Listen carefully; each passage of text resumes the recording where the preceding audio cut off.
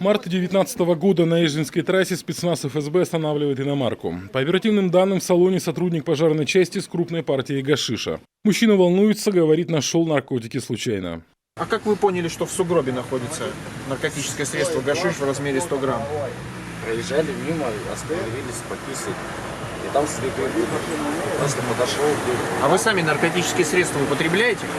Нет? Я рекомендую вам задуматься над вашими словами. При личном досмотре из кармана куртки задержанного достали 100-граммовую плитку гашиша. Также были изъяты банковские карты, смартфон, контейнер из-под киндер-сюрприза с кусочками наркотика и электронные весы. Я боюсь, честно. А чё боишься-то? Ну вы посадите меня сейчас. Возможно. Не все Потому что я сожалею, я вообще сожалею.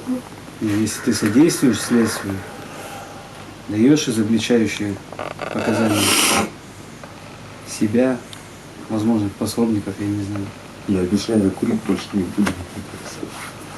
Следствием установлено, что подельники задержанного приобрели гашиш в интернет-магазине, а затем забрали его из так называемых закладок в Кировской области и Чувашии. По адресам подозреваемых сотрудники ФСБ провели обыски. Есть, лежать! Кухня чистая. Доброе утро. Доброе утро. Следователь ФСБ. Сейчас в вашей квартире будет производиться обыск в целях отыскания запрещенных предметов, в частности наркотических средств. Есть таковые у вас в квартире? Предлагается выдать добровольно. Есть наркотические средства? Показывать? В отношении 3 подозреваемых возбудили уголовные дела. На стадии расследования обвиняемые написали явки с повинной, полностью признали вину и активно сотрудничали со следствием. Суд учел это при вынесении приговора, тем не менее, срок оказался реальным и вполне внушительным. Окончательно назначить Мартышеву 8 лет 1 месяц лишения свободы с отбыванием наказания в исправительном колонии строгого режима. Окончательно назначить Казакову 8 лет 6 месяцев лишения свободы с отбыванием наказания в исправительном колонии строгого режима.